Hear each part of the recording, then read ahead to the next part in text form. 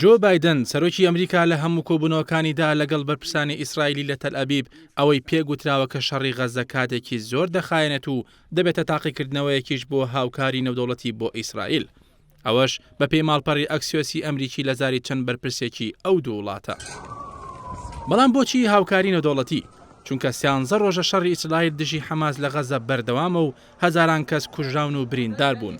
جیهانی عەرەبی و ئیسلامیش بە تەواوی تووڕە بوون، بۆیە یەکێک لە هەرە نیگەرانەکانی ئیسرائیلمانەوە و بەردەوامبوونی پشتگیری نێودەوڵەتیە بەتایبەت ئەمریکا.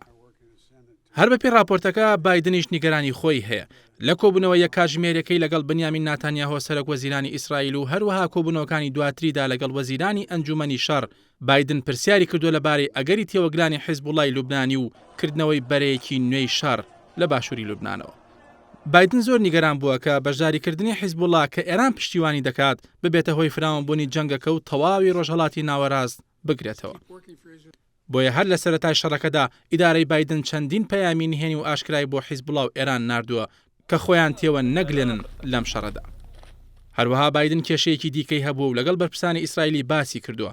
ئاخۆ ئیسرائیل پلانی چییە بۆ دوای جەنگەکە؟ ئەنجومەنی شەڕی ئیسرائیلی گوتویانە کە هێشتا هیچ پلانێکیان نییە کە دوای جەنگەکە چی دەکەن، بەڵکو هەموو تەرکیزیان لەسەر خودی هێرشی پێچەوانەیە.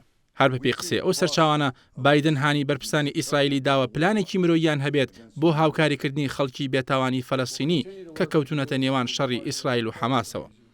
هەروەها داوای لە بەرپرسانی ئیسرائیلی کردووە بیر لە قەبارە و مەودا نەکەنەوە، بەڵکو بیر لە پێکانی ئامانجەکانیان بکەنەوە و هەمان هەڵەی ئەمریکای دوای هێرشەکانی 11 سێپتەمبەر دووبارە نەکەنەوە.